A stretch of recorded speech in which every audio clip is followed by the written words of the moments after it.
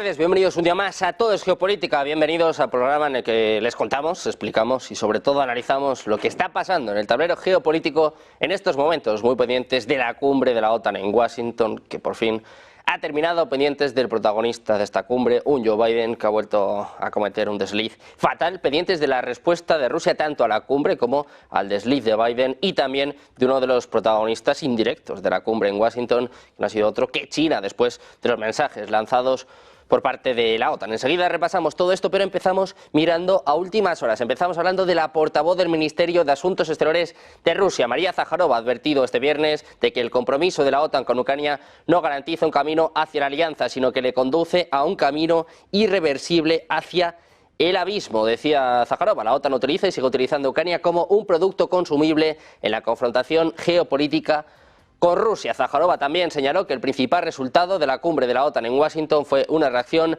al estado mental del presidente estadounidense Joe Biden, acusando a los medios occidentales de manipular la información sobre la salud de Biden durante años. La propia Zaharova ha afirmado que las imágenes online mostraban los rostros horrorizados del secretario de Estado estadounidense, Antony Blinken, y el asesor de Seguridad Nacional, Jake Sullivan, en respuesta a los comentarios de Biden en esta cumbre de la alianza.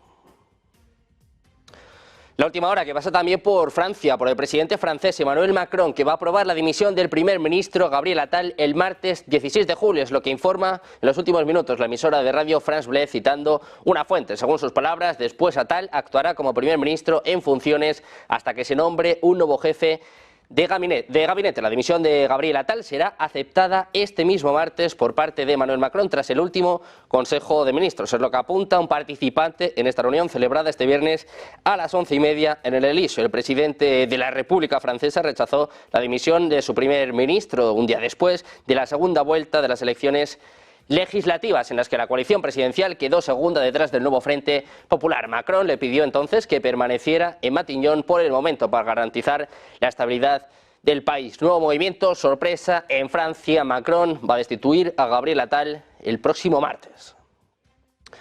Pendientes también de la Unión Europea, de nuevas palabras por parte de Josep Borrell. Dice que Europa tiene que poner en alerta máxima 300.000 efectivos más en sus países miembros para poder cumplir los estándares de la OTAN. Es lo que manifestaba Borrell durante el foro público de la Alianza, cuando hablaba de la importancia de ayudar a Kiev a crear unas capacidades que ni Ucrania ni la Unión Europea tenían al principio del conflicto. Se le preguntó si el propio bloque comunitario puede aumentar sus capacidades militares para cumplir los planes de defensa regional de la OTAN. Según sus palabras, como parte del nuevo plan de desarrollo que está elaborando la OTAN, necesita estar preparados para movilizar unos 300.000 nuevos efectivos procedentes de los Estados miembros de la Unión Europea.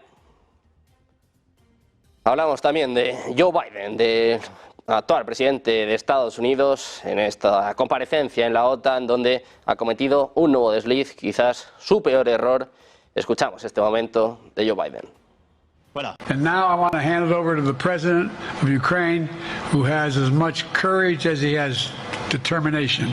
Ladies and gentlemen. Por su parte, Rusia ha dicho este viernes que había tomado nota de las declaraciones de algunos países occidentales en la cumbre de la OTAN de esta semana que permitieron a Kiev usar armas que habían suministrado para atacar territorio ruso en una acción que ha calificado de peligrosa escalada. El principal asesor presidencial de Ucrania, Andrei Yermak, ha pedido este jueves el fin de las restricciones impuestas al uso de armas suministradas por los aliados contra objetivos en el interior de Rusia. Dice que sería un cambio de juego en la lucha contra Moscú.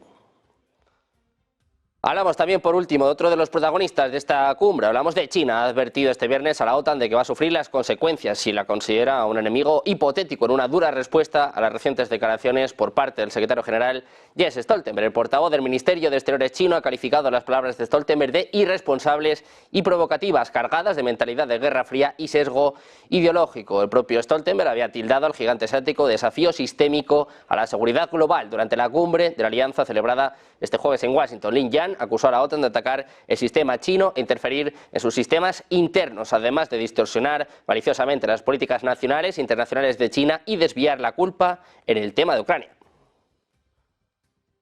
Muchos temas que tratar durante los próximos minutos. Un día más lo hacemos ya de la mano de los mejores expertos. Hoy contamos con José Manjón, escritor y analista del Instituto Español de Geopolítica. ¿Qué tal, José? Muy buenas tardes. Muy bien. Un placer. Tenemos también a Adrián Celaya, presidente de K Group. ¿Qué tal, Adrián? Muy buenas tardes. Hola, ¿qué tal? Encantado de estar con vosotros. Y por último, presentamos a Juan Antonio Aguilar, director del Instituto Español de Geopolítica. ¿Qué tal? Muy buenas, Juan Antonio. Un placer. Buenas tardes. ¿Qué tal? Pues si os parece, empezamos mirando a las últimas declaraciones por parte de Josep Borrell en medio de la cumbre de la OTAN. Sé que estáis deseando hablar sobre Biden, la respuesta de Rusia, también lo que se está hablando, ¿no?, de estas restricciones a Ucrania, pero si os parece empezamos hablando de Borrell, que alerta, dice que hay que movilizar 300.000 soldados más. Claro, Europa cada vez más metida en este conflicto. Juan Antonio, ¿cómo ves estas declaraciones de Josep Borrell? Claro, él no tiene que ir. No, hombre, es evidente, ya lo hemos comentado muchas veces, pero de verdad esto es una fantasmada. 300.000, la OTAN necesita 300.000 efectivos más me imagino que para la zona oriental, no creo que sea para ningún otro sitio. Hombre, esto normalmente se dice de dónde se van a sacar. ¿De dónde se van a sacar? 300.000. Es decir, a ver, es que para que nos hagamos una idea, fuerza operativa británica 87.000. Francesa, 137.000. Española, unos 90.000.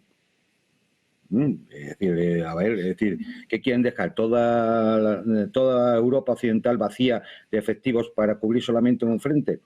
¿O simplemente estamos diciendo otra más por decirla? En el fondo, todas estas declaraciones no creo que sirvan para mucho. Simplemente para mantener una especie de relato del miedo ante la opinión pública. Acordémonos, llevamos meses hablando del envío de tropas francesas a Ucrania. Llevamos meses hablando de la intervención de un grupo de países, Polonia y los Bálticos, en Ucrania. Llevamos meses hablando de los F-16 y del que si el permiso para atacar el territorio ruso, cuando ya se lleva haciendo desde hace semanas, es decir, más meses.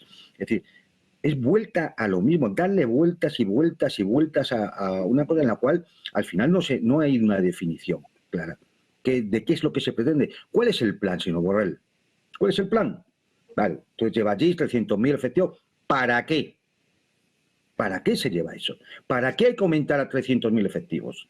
¿De dónde los va a sacar? ¿Quién los va a pagar? Es que estas son las preguntas. Las preguntas que parece ser que al señor Borrell no le importan y eso lo suelta su idea genial del día para que entre los demás luego ya no se les funda la neurona y ya está, y así nos dejan, ¿no?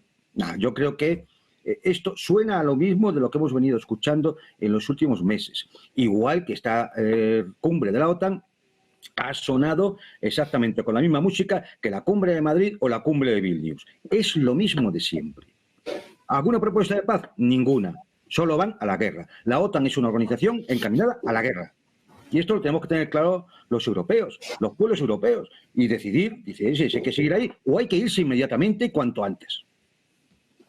Pues una cumbre de la OTAN que ha dado mucho de sí, más allá de los mensajes, ¿no?, que más o menos estamos ya habituados. Adrián, enseguida hablamos de esta cumbre de Biden, que ha sido sin duda una vez más el protagonista, pero quiero preguntarte por estas palabras de Borrell. Europa pues parece que sigue decidida, ¿no?, a la guerra, por ejemplo, ahora hablando de 300.000 efectivos más.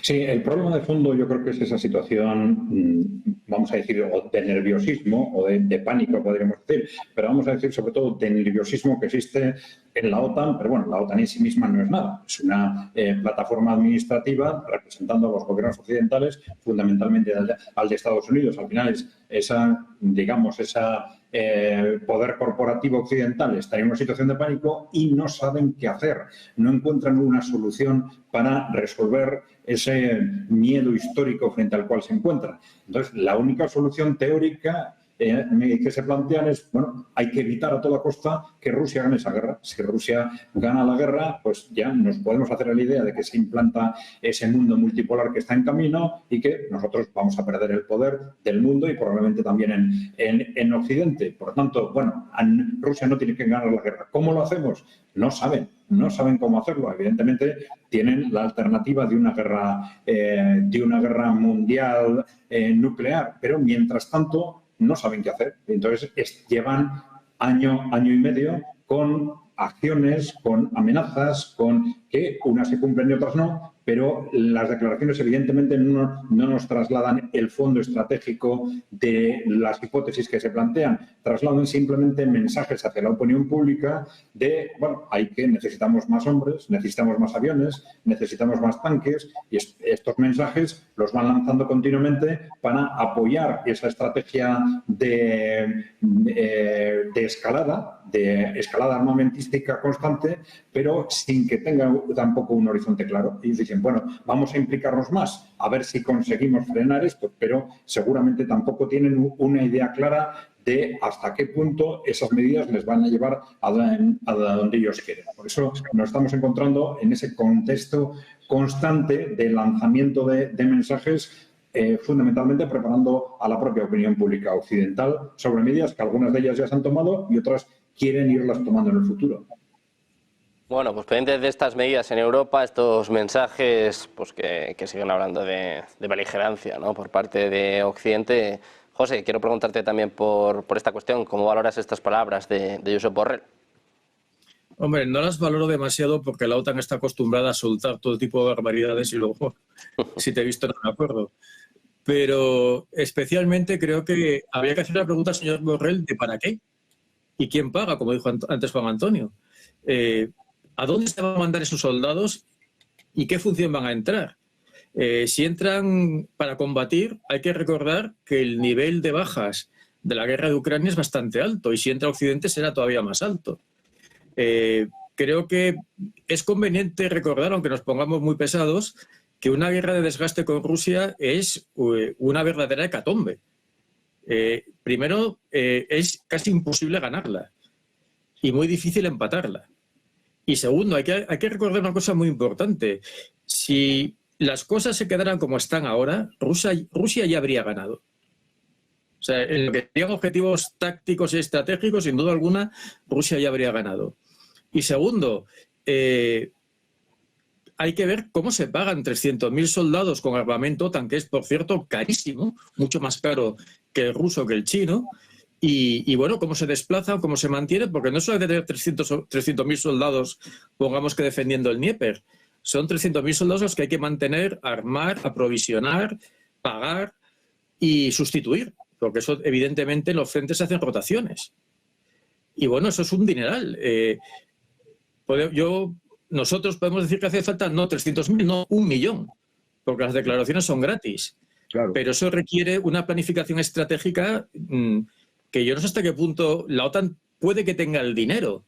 Ahora, el endeudamiento de los países de la OTAN va a ser terrible si hacen semejante cosa. Yo, si me permitís, y por ahondar un poco en lo que dice José, es decir, es que cuando se habla de 300.000 soldados, cualquiera que conozca un poco de planificación de operaciones militares y no sea simplemente un opinólogo, tiene que saber que cuando tú mandas X efectivos al frente, tú tienes que tener una misma cantidad de X para sustituir, para rotar, y otra misma cantidad de X que tienen que estar descansando para volver a entrar en el ciclo. Es decir, cuando se habla de 300.000, se está hablando realmente de 900.000. Es que esto es una locura. Es que esto es una locura. Es que el momento que alguien con un poco de conocimiento lo piense, se da cuenta de que es mentira. Que lo que dice Borrell es mentira. Es más, que los va a lanzar al combate. ¿Para qué los quieren allí? ¿Los quieren en el este? ¿Para qué? ¿Van a intervenir en la guerra? Pues entonces que digan las cosas claras. No, es que nos vamos a meter en guerra. Y entonces ya veremos los europeos si queremos entrar en esa guerra o no queremos entrar en esa guerra. Porque como bien decíais antes, ellos no van a ir. Van a ir nuestros hijos, nuestros nietos o algunos de nosotros mismos. Entonces, no, claro, ellos no. Porque ellos son la élite. Ellos son la élite. Entonces, de verdad, cuando se sueltan estas cosas, uno tiene la sensación de que nadie hace un mínimo análisis con conocimiento de causa de lo que significa esto. 300.000. ¿Y la logística de todo eso? ¿Van incluidos los 300.000? ¿O además se necesita toda una logística añadida y el municionamiento y la fabricación de armamento para sostener y de munición para sostener precisamente esos 300.000? Es que, de verdad, es decir, el señor Borrell pues es que necesita jubilarse tanto como Biden o más. Es un papanatas. Es decir, lamentablemente hay que decirlo. Es así. Es decir, llega un momento en que cuando ya nos están poniendo en peligro a todos, va a haber que decir las cosas con mucha claridad para que la gente se entienda, se entere bien. Es decir, este señor es un papanatas y no tiene ni idea de lo que está diciendo. Es un indigente intelectual en temas militares, un ignorante, un analfabeto. Eso es el señor Borrell. Ahora ya haga más declaraciones y ya pues pasemos a otra cosa, porque es que no tiene más sentido seguir con este personaje. De un personaje a otro también empieza por B, como decía al principio del programa, pues bueno, sin duda ha sido el protagonista de esta cumbre de la OTAN, una cumbre en Washington, pues que era un momento en el que Biden se quería reivindicar, era un momento pues para intentar sacar músculo con todos sus aliados, además en Washington, y bueno, pues lejos de arreglar la situación, lejos de calmar el pánico, como decía antes bien Adrián, que ha cundido entre los demócratas, pues parece que esto puede ser la puntilla final para el actual presidente de Estados Unidos. Juan Antonio, si te parece, empezamos contigo. ¿Cómo valoras lo que ha sucedido con Biden y sobre todo este lapsus, confundir a Zelensky con Putin, que vamos, yo creo que ya es casi la puntilla? Luego encima se equivocó con Kamala y con Donald Trump, que no sé cuál de las dos es peor, pero bueno, una muestra de que la situación de Biden no da más de sí. Exactamente. Si es que, a ver, pobre hombre, si es que... Es decir, es lamentable incluso que saquemos esta sonrisa cuando vemos las cosas que pasan con él, ¿no? Porque en el fondo hay hasta un aspecto lastimoso en todo esto, ¿no? Porque al fin y al cabo, oye, todos esperamos llegar a viejos y esta cosa no puede pasar. Es decir, yo lo que creo es que muy mal tiene que estar el Partido Demócrata, muy mal tiene que estar el establishment y muy mal tiene que estar la OTAN cuando el foco de todo lo que ha habido allí durante 2 días y medio sean los deslices del señor Biden, que por otro lado eran esperables. Es decir, nadie creo que se sorprenda. Es decir, hombre, viendo lo que ha ido ocurriendo las últimas semanas, pues que tuviera algún deslice Biden entra dentro de lo normal, de lo que nadie se debería sorprender. A mí la sorpresa de Blinken, de Sullivan y demás, ¿y qué esperaban? Bueno, es decir, no sé, ¿están teatralizando o también se les ha fundido la neurona? Es decir, de verdad no lo entiendo. Mira, la cumbre de la OTAN, que es lo importante, ha sido una fantochada ridícula, donde se ha vuelto a repetir lo mismo que en Madrid, lo mismo que el Vilnius. Es decir, llevan tan mareando la perdiz, por ejemplo, con el envío de los F-16. ¿Pero por qué no los han enviado ya? Venga. Han sacado 40.000 millones para ayuda en 2024, en un año, a Ucrania, a Zelensky. Bueno, ni siquiera a Zelensky, al complejo militar industrial, fundamentalmente norteamericano, que es quien se va a aprovechar de esos 40.000 millones de euros, de dólares. 40.000 millones que ¿quién va a pagar? Pues hagan ustedes hagan los numeritos, 40.000 millones, entre aproximadamente 1.000 millones, 954, que son la población de los países OTAN, y entonces le salen por cabeza unos $40, ¿no? Una familia media, pues serán $160 que vamos a tener que poner todos para que el señor Zelensky siga sosteniéndose y para alimentar el complejo militar industrial a cuenta de la renta de los trabajadores. Esta es la realidad. Y esta es la realidad que hay que contar de verdad. Y entonces, que nos focalicen con el tema del pobre Biden, porque ya a estas alturas ya no podemos decir otra cosa, pues en el fondo también es hacernos desviarnos del foco. Biden no va a mejorar, esta es la realidad, no va a mejorar. ¿Hay posibilidad de cambio antes de las elecciones de noviembre? Yo creo que cada día que pasa hay menos posibilidades, porque el tiempo se agota. Y porque los nombres que salen tampoco son para ir muy lejos. Ya quien conoce un poco la cuestión sabe lo que es Kamala Harris. Sabe también lo que dan las encuestas ahora a Kamala Harris. Y sabe de los problemas de Kamala Harris, problemas personales de Kamala Harris. ¿Quién más van a sacar? ¿A Michelle Obama? ¿Al corrupto gobernador de California? ¿O quieren sacar de la cripta de la familia Monster, quieren sacar a la señora Clinton? Venga, pues que lo hagan también. A ver qué van a solucionar con eso. Creo que lamentablemente quizás, efectivamente Biden no está bien, por mucho que diga el presidente Sánchez, no está bien, pero quizás ahora mismo ya sea hasta la opción menos mala. Creo que no es lo que estamos diciendo, es la opción menos mala. Bueno, pues vamos a ver qué pasa con el futuro de Biden. Llamaba la atención, como bien estaba comentando Juan Antonio, ya no solo las caras de sus más allegados, de Blinken, de Austin, de Sullivan, también la reacción de los líderes de la OTAN que no sabían ni dónde meterse, Adrián. Más o menos se podía intuir, pero bueno, pues aún así sigue llamando la atención pues que el presidente de Estados Unidos, ¿no?, la que se supone que es la mayor potencia del mundo, pues de pues muestras de bueno de cómo de lo mal que está en una cumbre tan importante como esta de la OTAN, ¿no? Efectivamente, porque se está hablando mucho de si Biden debe o no ser el candidato, pero evidentemente por las mismas razones Biden debería inmediatamente dejar de ser presidente de Estados Unidos, ¿no?, si no tiene las facultades mentales en su sitio, ¿no?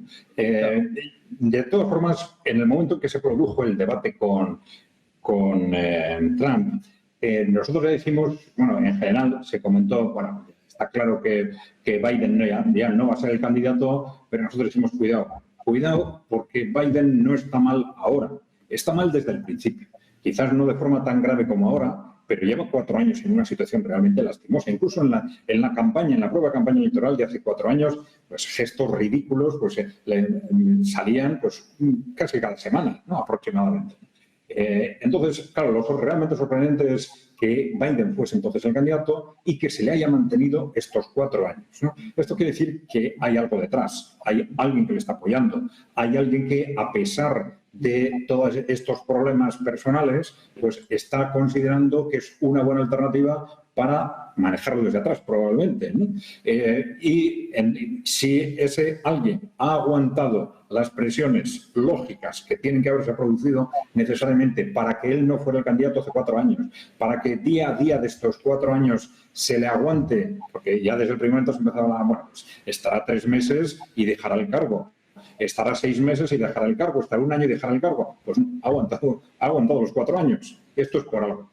Hay algún tipo de fuerza que le está apoyando detrás, por lo cual yo creo que dar por seguro, como se está haciendo constantemente cada vez que realiza, digamos, un número de este tipo, el que va a dejar de ser el candidato, yo no lo tendría en absoluto tan claro. Y ya digo, si lo realmente escandaloso no es que sea o no sea candidato, sino que el presidente de Estados Unidos esté en esta situación personal, ¿no?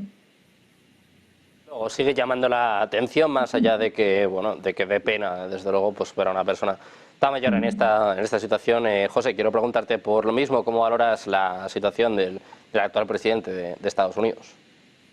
Hombre, a mí me recuerda a Ray Lear en El Páramo aquel con la hija y perdido de la mano de Dios, de mente perdido, pero Rey. Y yo creo que en Estados Unidos se puede funcionar perfectamente sin presidente. O sea, no creo que sea un gran obstáculo ni para el Pentágono, ni para la CIA, ni para nadie. Y el establishment demócrata ya ganó unas elecciones con un presidente demente hace 4 años. Pueden tener los mismos recursos que hace 4 años para volver a ganar. Por lo tanto, tampoco es una opción tan irracional. El problema es si Biden puede llegar vivo a noviembre, porque la situación está al borde de un colapso importante en cualquier momento. Pero yo creo que muchas grandes potencias han tenido dirigentes máximos en un estado lamentable y, sin embargo, han funcionado muy bien. En la historia de España tuvimos a Felipe V y a Fernando VI, que estaban en un estado psíquico absolutamente deplorable, y sin embargo fueron unos reinados no estuvieron mal. De hecho, el país se reorganizó y logró reestructurar y bueno, crear un siglo XVIII que no estuvo para nada mal. Por lo tanto, la personalidad de Biden en este aspecto quizás sea secundaria. Aparte, los sectores sociales que van a votar a Biden, votarán a Biden, votarán, no sé, si el Partido Demócrata les presenta a un payaso de la tele, votarán al payaso de la tele. Y si les presentan una cabra, votarán a la cabra. Porque la opinión americana está tajantemente dividida. Y bueno, de las otras perspectivas, en principio, pues pueden resultar más arriesgadas que llevar a Biden. Y por otro lado, Biden tendrá que aferrarse al poder por una cuestión muy simple. La supervivencia, por decirlo entre comillas, penal de su familia depende de que él esté en el poder. Mientras Biden sea presidente, pues todos los rastros no muy limpios que ha ido dejando su hijo por todo Estados Unidos, por China, por Tailandia, por Ucrania, etcétera, pues podrán ser más o menos escondidos o perfumados. Por lo tanto, el propio Biden sí tiene un interés en presentarse, un interés personal y familiar. Y todo esto confluye en que, bueno, recordemos que hace 4 años a los mítines de Biden no iba nadie y los de Trump estaban llenos. Y sin embargo ya vimos lo que pasó. Pues puede pasar otra vez. Vamos a ver qué pasa con Biden, vamos a ver qué pasa con las elecciones de Estados Unidos. Todavía nos quedan unos 4 meses, así que va a dar mucho de sí, aunque es cierto, como decía antes Juan Antonio, pues que el tiempo se está agotando para los demócratas, que se muestran cada vez más nerviosos, pendientes también de Argentina. Ven ustedes en pequeñito, en un lado de la pantalla, esta comparecencia de Manuel Adorni, el portavoz argentino, que pueden seguir en nuestro canal en paralelo. Nosotros miramos a Rusia. Juan Antonio, quiero preguntarte por la reacción de Rusia, ya no solo a estos nuevos insultos por parte de Biden, a estos nuevos lapsus. Por cierto, ayer, como digo, el presidente de Estados Unidos volvió a amenazar, volvió a insultar a Vladimir Putin. Pero más allá de esto, también en Rusia, sobre todo, el foco está puesto en las restricciones de los aliados de la OTAN. Ucrania, pues que pedía básicamente que le permitan atacar en cualquier punto del territorio ruso, y parece que algunos aliados también se han empezado a mover en este sentido. Se apuntaba sobre todo a Reino Unido con el nuevo primer ministro, con Starmer, que al principio parecía que daba luz verde y luego parece que han tenido que salir a recular un poquito, ¿no? Bueno, pues a intentar paliar un poquito, aliviar la situación. Por esto te quiero preguntar, por cómo crees que se habrá visto desde Rusia esta cumbre de la OTAN y sobre todo el hecho de que muchos países se estén moviendo para atacar su territorio. Ayer Francia, Italia, Alemania, Polonia, hablando de los misiles de largo alcance, el acuerdo de Estados Unidos y Alemania pues también para desplegar misiles de largo alcance en su territorio. Más allá de las palabras, los hechos demuestran lo que decías tú antes, ¿no? Que van encaminados hacia una guerra contra Rusia. Sí, vamos a ver, es decir, ni en el Kremlin ni en el Estado Mayor ruso causa ninguna sorpresa la fantochada de la cumbre de la OTAN. Es decir, yo creo que todo esto está descontado desde hace tiempo. Es decir, primero porque, por ejemplo, por hablar del tema de las armas occidentales para atacar el territorio ruso, eso ya se está haciendo. Se empezó a hacer con los misiles Vampir checos, ya hace meses, muchos meses.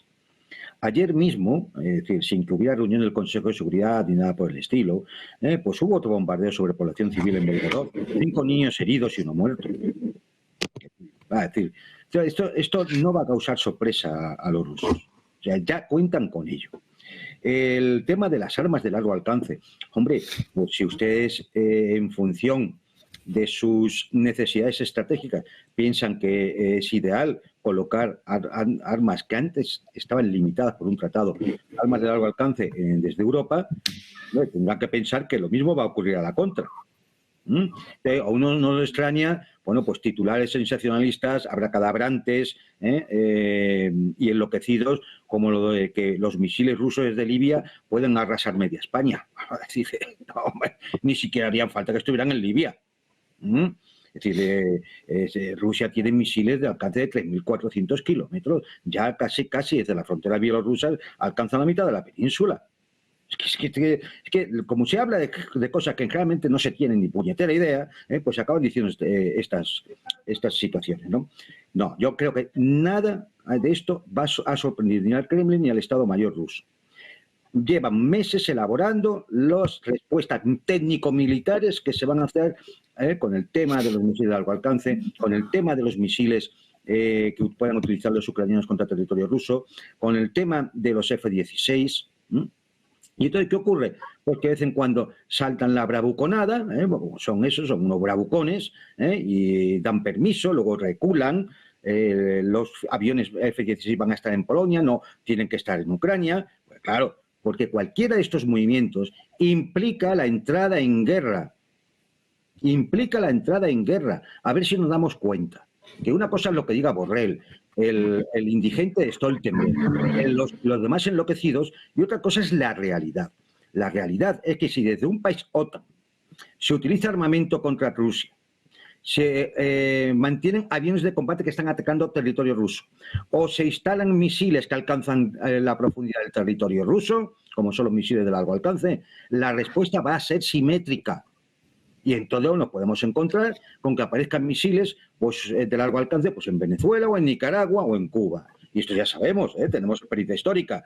O nos podemos encontrar que aparezcan en Argelia o en Libia. o que los submarinos nucleares rusos pues anden paseándose por nuestros mares, ¿no? Como por otro lado hacen las flotas de la OTAN cuando les da la real gana por todos los mares del mundo. Es de que nadie se lleve a engaño.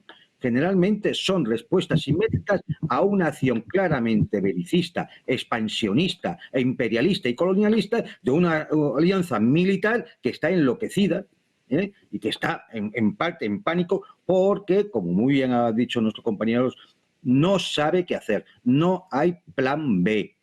Y es muy sencillo. Si dicen que lo tienen, que lo pongan, que lo digan, que nos lo cuenten, que dejen de hacer propaganda y de pagar nafos y demás chivatillos por ahí y nos presenten cuáles son los planes, de qué ha hablado la OTAN realmente, qué dice su declaración final de esta cumbre. Es que es ridículo. Es que parece que se han ido allí a reunirse para pegarse una comilona. Es ridículo. Entonces, bueno, pues nada, yo creo que, mirad, hay que estar tan tranquilos o tan intranquilos como hace un mes, 2 meses, 5 meses o 9 meses. Porque además la situación sigue siendo prácticamente la misma. ¿Quién tiene la iniciativa estratégica en el campo militar, en el teatro de operaciones ucraniano? Rusia. Y así sigue desde hace 6 meses. Y sigue avanzando, por mucho que esto... Pues claro, llegan a una contradicción estúpida. Sí, Rusia ya no tiene municiones ni hombres. Si Rusia está embarrancada, empantanada en el campo de batalla, si Rusia es incapaz de poder seguir el ritmo y su economía está al borde de la destrucción y del colapso, ¿para qué hay que mandar 300.000 soldados al este de Europa? ¿Para qué hay que gastarse 40.000 millones más en ayudar a Zelensky? ¿Para qué hay que montar todo este tinglao? ¿Para qué hay que amenazar a China? Es decir, claro, uno se da cuenta que las palabras no concuerdan con los hechos. Hay una contradicción y resolver esa contradicción es la que nos va a dar las claves de por dónde va esto, y de si existe plan B o no existe nada. Y esto es un fuego de artificio para intentar desviar la atención ante el posible derrumbe de la OTAN, no por Trump, sino porque en el momento que Trump modifique algunas de las cosas, el edificio está cogido tan con alfileres que se viene abajo. Y la prueba de ello es Orbán. Desde luego, que Orbán es una buena prueba pues, de lo que sucede en Europa y en la OTAN, que parece que en cuanto que uno se sale de la línea hay que aislar. Contábamos precisamente en el informativo eso de las 2 de la tarde que por primera vez no invitan al presidente al Parlamento Europeo, algo bueno, pues que no ha ocurrido nunca, pero como Orbán está intentando mediar, está intentando hablar con China, con Rusia, ahora con Trump, pues están intentando aislarle más allá de los mensajes de Borrell o incluso de Alemania en las últimas horas contra Víctor Orbán. Bueno, más allá de esto, Adrián, te quiero preguntar precisamente por esto, por cómo habrá visto Rusia esta cumbre de la OTAN y sobre todo estas nuevas amenazas, ¿no? Estos nuevos pasos de escalada, pues hablando de nuevo de atacar territorio ruso con armas occidentales. Bueno, independientemente de ese tipo de amenazas que son constantes desde hace año y medio y que, claro, son a la vez un intentar justificar cosas que ya se han hecho o ir preparando a la opinión pública para cosas que se quieren hacer o que quizás se podrían hacer cara al futuro, yo sí creo que hay un cambio progresivo del lenguaje. Un cambio progresivo del lenguaje porque en la medida en que lo ha dicho Juan Antonio de alguna forma, ¿no? Es decir, frente a un discurso inicial que han intentado prolongar el mayor tiempo posible de que Rusia está derrotada, ¿no? Pues de pronto se encuentra que la realidad es exactamente la contraria. Pero claro, que esa realidad es tan evidente que poco a poco acaba surgiendo. Entonces, ahora ya es un mensaje ya de miedo, ¿no? Sobre que no se puede tolerar que Rusia gane, qué va a pasar si Rusia gana, luego va a atacar a otros países. Este tipo de lenguaje ya revela una situación ya sustancialmente distinta, ¿no? Yo creo que esto sí es un aspecto evidente. También la situación de debilidad estructural interna de la propia OTAN, ¿no? Mensajes en buena parte contradictorios. Este movimiento de Orbán indica en sí mismo división en la OTAN y división en la Unión Europea. Es algo muy importante, claro.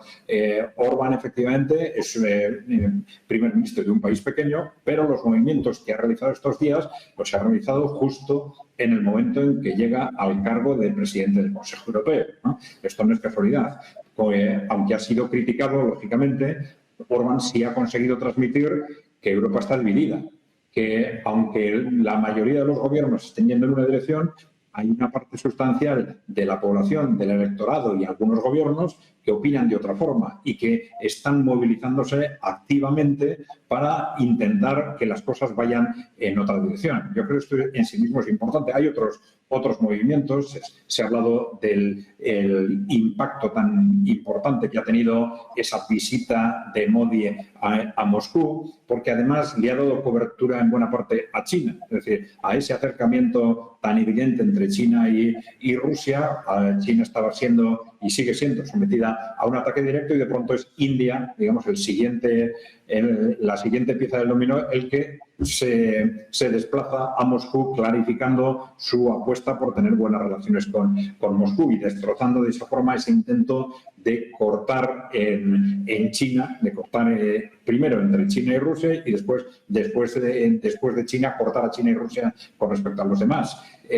Otro movimiento muy importante han sido las declaraciones de Turquía, apostando claramente por su vinculación a la Organización de Cooperación de Shanghái. Claro, esto es algo, los otros movimientos pueden ser más o menos visibles dentro de una trayectoria.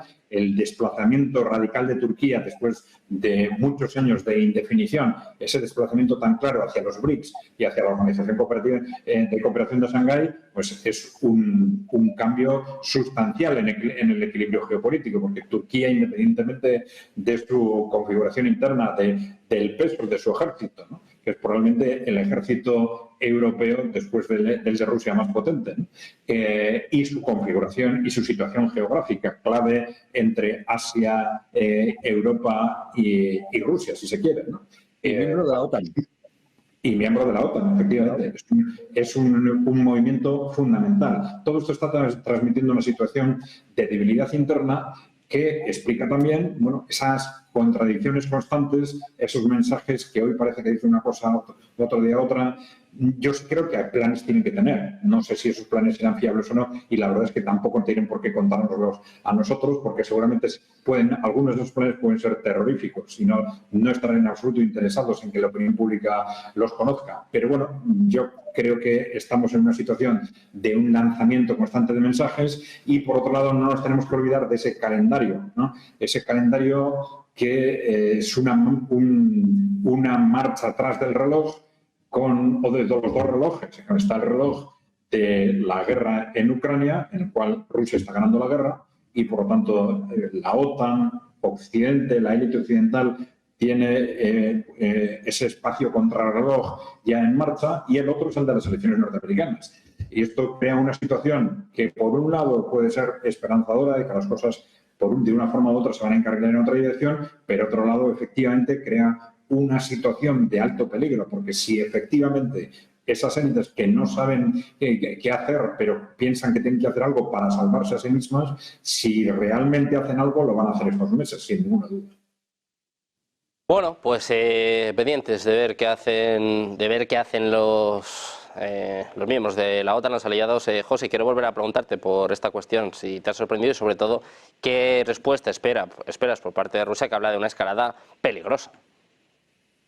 Bueno, llevamos escalando 2 años y medio, todos los días un peldaño y otro, llegaremos al Everest a este paso.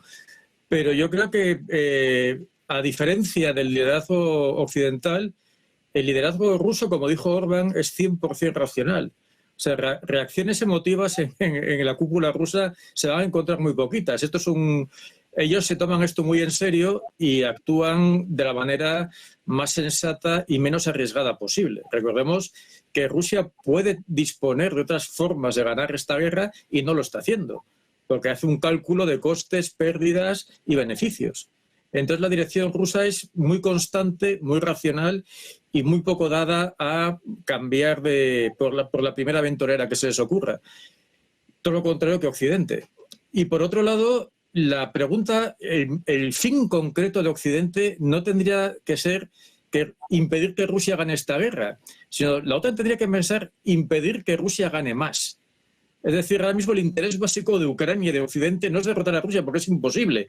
El objetivo básico sería impedir que la cosa llegue a más, congelar el conflicto, mantener una especie de zona de glacis entre los dos combatientes y evitar que los daños sean mayores.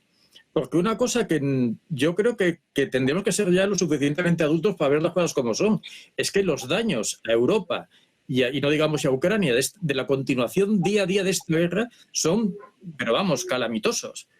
Y quien no sufre apenas daños, salvo evidentemente de las bajas militares que tiene, es Rusia.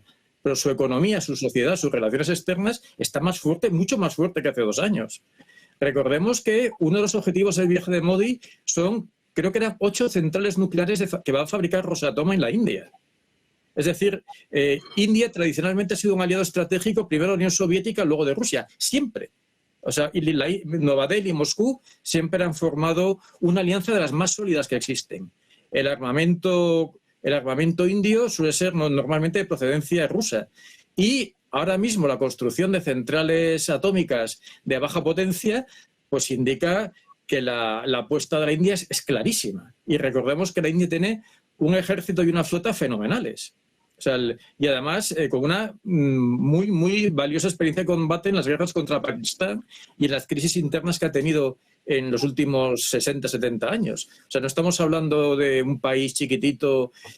Una cosa que a los europeos nos tiene que acabar por borrar de la cabeza es los conceptos de que las potencias asiáticas, africanas, etcétera, son como menos válidas que nosotras. Simplemente Pakistán militarmente podría arrasar a España cuando quisiera.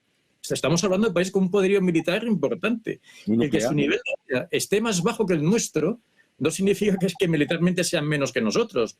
Recordemos, históricamente, Rusia, por ejemplo, ha vencido a enemigos que eran mucho más adelantados, mucho más ricos y mucho más potentes industrialmente que ella. Y, sin embargo, les ha derrotado.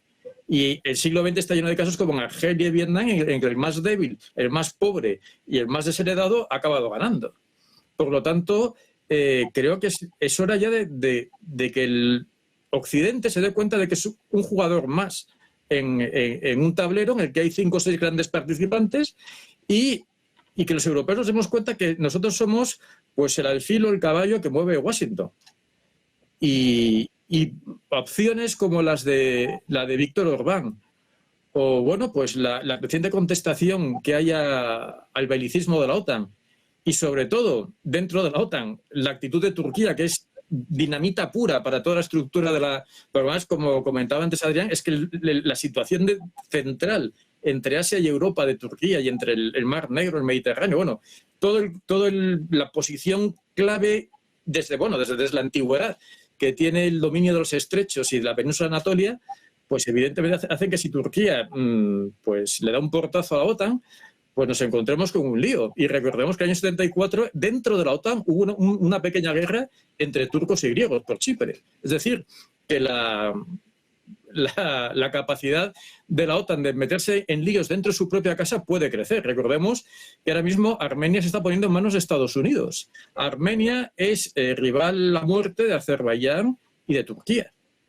Es decir, los conflictos en el Cáucaso siempre pensamos que es Estados Unidos quien está poniendo piezas para acercar a Rusia. Pero esas piezas están haciendo que otras potencias como Turquía o Azerbaiyán empiecen también a acercarse cada vez más a Rusia. Y recordemos que Turquía va a funcionar por puros intereses nacionales. Lección que algunos países europeos tendríamos que aprender también. Yo, si me permitís, un comentario sobre el tema de la iniciativa de Orbán. Es decir, con la iniciativa de Orbán, Europa, la Unión Europea y la OTAN han mostrado la mayor miseria moral que podemos ver en una clase política. Porque Orbán fue a Kiev, Orbán fue a Moscú y Orbán fue a Pekín. ¿Qué iniciativa? Buscó una iniciativa de paz. ¿Por qué ha causado tanto miedo y han reaccionado de una forma tan histérica, tan enloquecida las clases políticas occidentales y sus medios de prensa, que para qué vamos a hablar, ¿no? del pozo ese? Es decir, pues por una razón muy sencilla, porque Orbán no ha ido, y esto creo que lo comenté en un programa aquí o en algún otro sitio, yo creo que no ha ido, esto es opinión, a contrastar, no ha ido por iniciativa exclusivamente propia. Y yo creo que la prueba de ello está en que mientras que se mostró absolutamente esquivo ante Biden en la cumbre de la OTAN, sin embargo se fue a ver a Trump a su residencia. Ya tiene una reunión con él.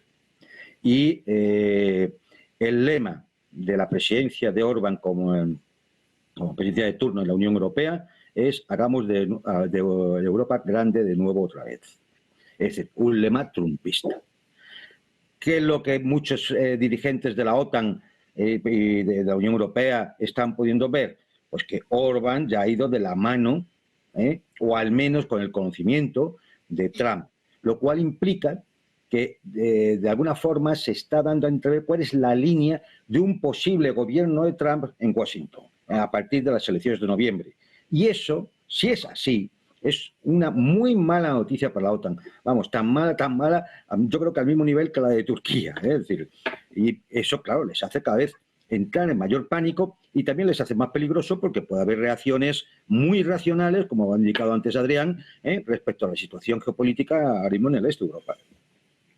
Bueno, pues pendientes de la OTAN, vamos a mirar de nuevo a Joe Biden. Ojo, porque hay nuevos movimientos entre los demócratas. Político está informando en estos momentos de que Jeffries, el líder de la minoría de la Cámara de Representantes, Hakeem Jeffries, se ha reunido en privado con el presidente Joe Biden este jueves por la noche para transmitirle las inquietudes de su grupo parlamentario sobre la candidatura a la reelección del presidente. Dice Político que no está claro si Jeffries ha pedido a Biden que se retire de la contienda, un resultado que muchos de sus miembros están buscando pública y privadamente. Siguen los mensajes por parte tanto de demócratas como de republicanos llamando a Biden a dimitir. Jeffries ha dicho a los legisladores que expresó directamente toda la amplitud de conocimientos, perspectivas sinceras y conclusiones sobre el camino a seguir que el caucus ha compartido en su reciente tiempo juntos. Ha celebrado una serie de sesiones de escucha con un amplio sector representativo del grupo parlamentario en los últimos días que están preocupados por la candidatura de Biden y su capacidad para cumplir un segundo mandato. Los demócratas de la Cámara de Representantes, que se encuentran entre las voces más fuertes en Washington, hablan sobre el posible fin electoral y si Biden sigue encabezando o no esta lista. 16 demócratas han pedido ya que Biden se retire de la lista, además de un senador. La noticia está ahora mismo en el líder de la minoría de representantes, Hakeem Jeffries, que ha hablado con Biden en las últimas horas, pero todavía no se sabe si le ha pedido o no que dimita. Siguen las especulaciones, los rumores en torno al presidente de Estados Unidos. Adrián, si te parece, seguimos hablando de la OTAN. Otra de las cuestiones que más ha llamado la atención es estos mensajes hacia China. Hablaba antes también precisamente Juan Antonio sobre esto, pero es que hemos visto, hablamos de la escalada con Rusia, pero es que parece que estamos abriendo un nuevo frente, ¿no? Parece que la tensión con China va cada vez a más y que China además se está empezando a cansar, que también es noticia. Sí, no es algo del todo nuevo, porque ya a partir del estallido del conflicto en Ucrania comenzaron inmediatamente las sanciones contra Rusia y aproximadamente 6 meses después empezaron declaraciones haciendo apelación a la necesidad de adoptar ciertas medidas con respecto a China en el ámbito comercial, pero que claramente estaban vinculadas con el contexto geopolítico que se estaba creando alrededor del conflicto en Ucrania. Es decir, clarísimamente ese objetivo que quedó cada vez más claro es evitar que China y Rusia actúen de forma conjunta en el actual choque geopolítico, ¿no? Claro, es lo que intentan, evidentemente, igual que están intentando, si sabieran muy bien cómo avanzar en una escalada militar que tampoco tienen muy claro de a dónde les lleva, pues tienen que intentar aislar dentro de lo posible a Rusia, y si no es a Rusia, pues por lo menos a Rusia y a China. Es decir, es una estrategia en principio lógica, por muy inviable que sea. Y es inviable porque los intereses estratégicos de Rusia y de China están perfectamente entrelazados. Por un lado, desde un punto de vista conceptual estratégico, porque tienen una concepción muy similar de su relación, vamos a decir, con las élites corporativas, tanto de su propio país como de Occidente. Los dos, la Rusia de Putin desde el año 2000 y la Rusia y la China de Xi Jinping desde el año 2012 aproximadamente, pues han abordado medidas para contener y revertir el peso de las grandes corporaciones dentro de su propio país y se han puesto de acuerdo para poner en marcha una estrategia conjunta a nivel mundial para recortar el peso de las grandes corporaciones en el conjunto del mundo. Pero es que además de esa, visión similar de los retos actuales, de los retos estratégicos actuales, hay una cuestión clarísima de supervivencia. Rusia sabe que si mira a otro lado cuando Occidente, digamos, se lanza sobre China y China cae, ellos van a ser los siguientes. Y al revés, China sabe que si tolera que Occidente someta a Rusia, el siguiente van a ser ellos, ¿no? Exactamente igual, o si queréis, la otra cara de esta doctrina de Dzerzhinsky y Kissinger de que no podemos contra los dos, no podemos con Rusia y China juntos y por lo tanto hay que separarlos a toda costa. Precisamente por eso, en el otro sentido, saben China y Rusia que no pueden aceptar esa separación porque está en peligro su propia supervivencia a largo plazo. Con lo cual, esto no lo esa separación no se va a producir. Otra cosa es que China gestione ese enfrentamiento con Occidente de otra forma, de una forma normalmente más discreta. En China siempre han pensado que Occidente en algún momento va a ir contra ellos, pero siempre han pensado, bueno, que sea lo más tarde posible. Vamos a intentar hacer una diplomacia suave, una diplomacia aparentemente dócil que nos dé el mayor tiempo posible. Esto se empezó a romper en el 2017 con la guerra comercial que abrió Trump y se ha ido rompiendo ya del todo en los últimos 2 años. Claro, China sabe que de todas formas le interesa ganar tiempo porque su economía tiene una alta dependencia de las exportaciones, en buena parte de las exportaciones a Occidente, y que aunque siempre han pensado que esa dependencia de las exportaciones la tienen que ir reduciendo o compensando con el incremento del consumo interno, pero saben que necesitan tiempo para eso. Entonces dicen, bueno, estamos dispuestos a aceptar lo que nos venga de ese choque con Occidente, pero que sea lo más tarde posible. Y esto es lo que lleva a China a intentar adoptar un papel, por lo menos dialécticamente más suave, en la medida en que esto les da resultados. Pues, José, también te quiero preguntar por esta cuestión, por esta tensión con China, que como bien decía antes Adrián, no es nueva, y sobre todo, bueno, pues estos mensajes de la OTAN que siguen preocupando, siguen escalando y por todos los frentes. Bueno, la verdad es que la diplomacia china es una diplomacia de largo plazo y no es asertiva, no fanfarronea, no intenta dar grandes declaraciones. Los chinos son infinitamente más prácticos y más discretos, como también a su manera los rusos. Entonces, bueno, el problema que tiene Estados Unidos y sus aliados europeos es que han unificado un bloque que es imbatible. Y además lo han unificado por la propia naturaleza de las cosas, es decir, mantener la hegemonía imperial occidental en todo el mundo exige, bueno, pues dominar y subyugar a potencias que no son ni dominables ni subyugables. Y no solamente es Rusia o China, es Pakistán, es Irán, es la India, empieza a serlo, quien lo diría, Arabia Saudí, lo es Turquía. En fin, son muchísimos países que, para empezar, no quieren que se utilice el dólar como un arma de presión sobre ellos.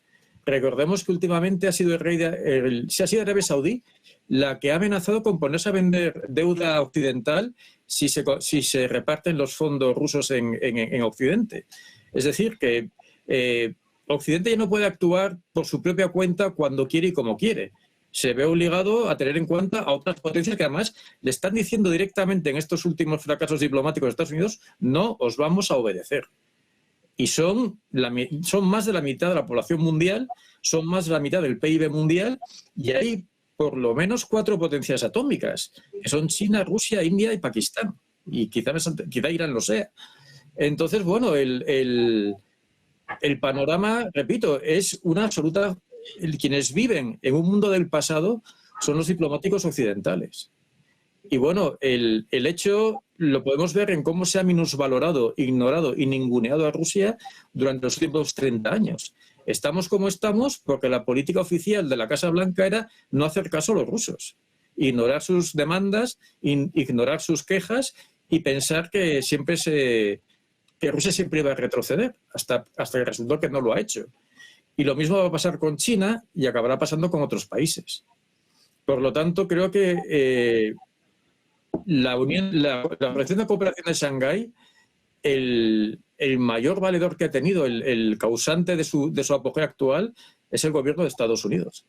Esto no habría pasado si Estados Unidos hubiera jugado como una potencia más en acuerdo dentro de los conflictos con otras potencias, no intentando imponer sus puntos de vista y criminalizar al otro. Entonces, bueno, pues evidentemente los países que se ven amenazados por Estados Unidos se unen. Y China es importantísima. Repito, hay cosas que hace, yo qué sé, 7 años nos resultarían increíbles. Por ejemplo, que Arabia Saudí e Irán estén en buenas relaciones, o que los antagonismos entre Pakistán y la India estén muy en sordina. Bueno, pues eso es obra de China. La diplomacia china no va montando espectáculos ni grandes reuniones, pero los pasos que da son firmes y cuando funciona, funciona muy bien. En África han barrido a Occidente de África. Y eso también ha sido China, no solo ha sido Rusia. Bueno, Fijaros que... muy rápido, Juan Antonio, que nos vamos. Sí, muy rápida. Una de las cosas fundamentales que ha dejado en claro esos ataques de la OTAN a China es el mito, derrumba claramente el mito del aislamiento de Rusia. Basta hacer un repaso en los últimos 2 meses de las visitas y reuniones que ha tenido el presidente ruso para darse cuenta de que esto ha sido una mentira completa. Pero es más, mentira que siguen repitiendo, por otro lado. Si nos han mentido en eso, ¿en cuántas más cosas nos han mentido? La pregunta en el aire, cada uno que responda o que piense lo que buenamente quiera. Muchísimas gracias a los tres, Juan Antonio, José, Adrián. Placer, como siempre, teneros a los tres por aquí. Seguimos aprendiendo de vosotros. Muchas gracias. Muy buen día. La próxima. Adiós.